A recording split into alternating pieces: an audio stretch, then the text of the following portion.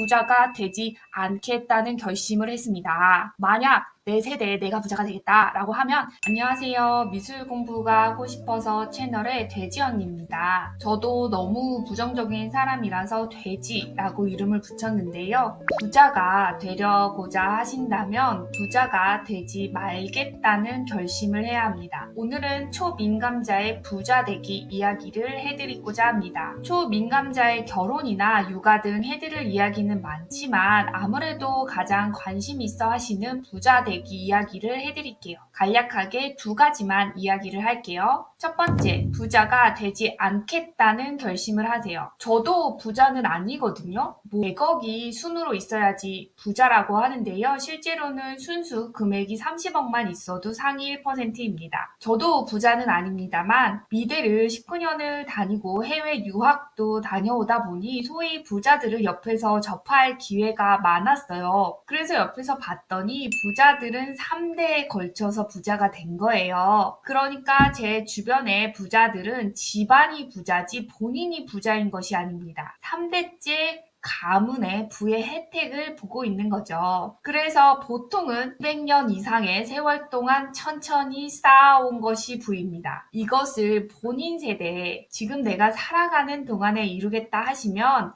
바로 자수성가인데요. 가능하죠. 당연히 가능한 사람도 있습니다만 보통은 1000명에 1명, 10,000명에 1명꼴로 이런 자수성가형 부자가 나타납니다. 그럼 나는 과연 이렇게 1000명 중에 1명인가? 이 정도로 운이 좋은가를 생각해 보시면 아닐 확률이 높겠죠. 진짜 한국 사람들 다들 너무 열심히 삽니다. 이렇게 열심히 사는 와중에 운이 와야지만 부자가 되는 거예요. 그리고 부자들은 다들 운이 좋았다 이야기를 합니다. 부자가 되기 위해서는 종잣돈하고 시간이 필요합니다. 종잣돈을 굴리는 거예요. 돈이 돈을 먹고 눈덩이처럼 커지는 겁니다. 돈은 몸으로 노동으로 버는 게 아닙니다. 보통은 자본을 키워서 부자가 되거나 사업체를 키워서 타인의 시간을 레버리지해서 부자가 되거든요. 근데 이런 세월이 몇 세대에 걸쳐서 이루어진 거예요. 그래서 이것도 보면 그냥 마냥 운이 좋은 것만은 또 아닙니다. 제가 물어봤거든요. 소위 강남 부자들, 강남에 빚 없이 실거주하는 친구들 보면 거의 3대째 강남에 살고 있어서 부자가 된 거예요. 너네 할아버지 뭐 하셨니? 6.25 때 전쟁 끝나고 다들 돈이 없잖아요. 그때 섬유 사업이 돈이 될 것을 알고 섬유 공장을 하셨대요. 그러고 보면 그 전쟁 시절에는 다들 땅도 없고 실향민인데 공장이 있었다. 아마도 땅을 팔아서 공장을 만들었겠죠? 이런 시대의 흐름을 탄 거죠. 그리고 세대 때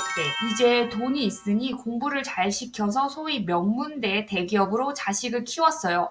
그리고 대기업 임원을 합니다. 그리고 그 자산인 강남의 아파트를 자식이 물려받았어요. 이게 3세대인 저의 친구 세대죠. 그리고 또 다른 친구한테 물어봤거든요. 여기는 또 다른 케이스예요. 여기는 아빠가 공부를 잘해서 검사가 되었고요. 소위 명동의 사채업자 딸하고 결혼을 한 거예요. 돈과 명예의 만남이죠. 검사는 명예직이고 사채업자는 돈만 있다 보니 그래서 이제 졸부가 아닌 가문의 형태를 갖추어 나갔고요. 자식을 해외 유학 국제 변호사로 키우고 같은 강남 집안 사람끼리 사돈을 맺어요. 그리고 그 부를 지속해서 유지를 해나갑니다. 유사한 케이스로 의사 집안과 부자 집안의 만남도 있고요. 그래서 보면 한 사람이 예전에 한 80살 정도 산다고 하면 2세대에 거쳐서 160년 이상을 부를 키워왔고요. 그 부를 3세대인 강남에 사는 친구들이 물려받은 거예요. 그냥 이 친구들이 뭘 한 게 아닙니다. 부자 집안에서 태어나서 운이 좋았던 거죠. 직업이 없어요, 이 친구들은. 그럼 세상 편하겠다 하지만 더더욱 학벌 쟁취에 올인을 하고요. 학벌은 기본으로 가지게 합니다. 그래야지 세상 살기 편하다는 것을 알기 때문이겠죠. 국내에서 학벌 쟁취가 어려우면 미국으로 유학을 보내고요. 돈이 있으니까 어려움 없이 학벌도 물려줍니다. 그리고 이제 4세대를 키워가고 있습니다. 또 학벌을 물려주기 위해서 사교육을 시키겠죠. 그래서 보면 사람이 불과 100년을 산다고 하면 이 중에서 100살 중에서 돈을 버는 시기가 불과 20, 30년밖에 안 됩니다. 30세에 취업을 해서 50대에 보통은 은퇴를 하니까요. 그리고 또 농업에 종사를 하시거나 자영업자 재취업을 하겠죠. 그래서 보면 겨우 내 세대에서 20, 30년을 벌어서 부자가 되겠다고 하는 것이 얼마나 인간의 오만이고 어려운 것인지를 알게 됩니다. 부자들은 부를 최소 150년, 200년을 불려서 부자가 된 거예요. 이거를 무슨 수로 20년, 30년 안에 만들어냅니까? 비트코인 있잖아요. 그래서 보통은 이제 무리를 하게 됩니다. 그래서 그 종잣돈과 시간을 잡아먹어요. 종잣돈을 잃고요. 시간도 손해를 봅니다. 저도 부자 너무 되고 싶어서 이것저것 다 하고 남편이 주식으로 1억 5천, 제가 부동산으로 6천만 원 말아먹고 이거 진짜 종잣돈 노동으로 번 돈이에요. 물려받은 게 아니거든요. 정말 피땀 눈물 종잣돈을 까먹죠. 이건 거의 씨앗을 먹은 거나 마찬가지죠. 그리고 시간을 손해를 봤죠. 다시 그 돈 노동으로 벌려면 이 노동으로 벌려고 해보세요. 그냥 엄청난 시간, 노력, 눈물이 들어가겠죠. 그렇겠죠. 그래서 정말 투자 실패도 많이 해보고 깨달은 사실이 부자가 되고 싶으면 부자가 되지 않겠다는 결심을 해야 합니다. 이거 쉽지 않은 길이에요. 즉, 내 세대에서는 포기를 하고 굉장히 현실적인 금액으로 설정을 하고 투자를 하지 않겠다는 결심이 필요합니다.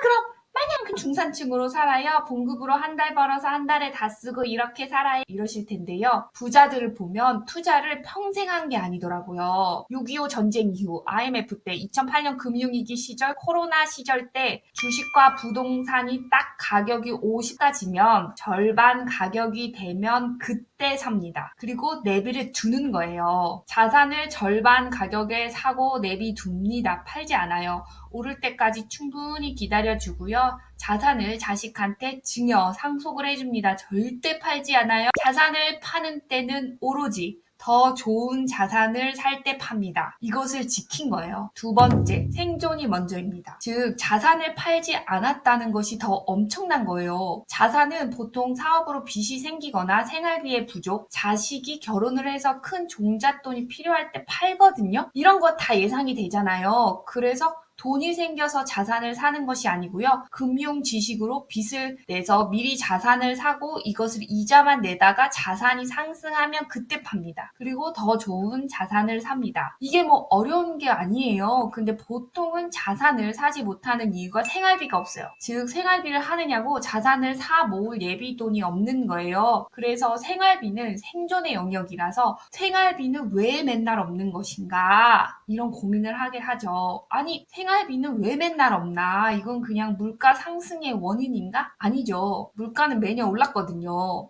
즉 내가 버는 돈이 부족한 거예요. 부자는 현금 흐름과 자산이 모두 있는 사람이 부자거든요. 자산은 샀다고 해볼게요. 그러면 현금 흐름이 필요한데 이것이 부족한 거죠. 보통은 부자는 현금 흐름이 사업체에서 나옵니다.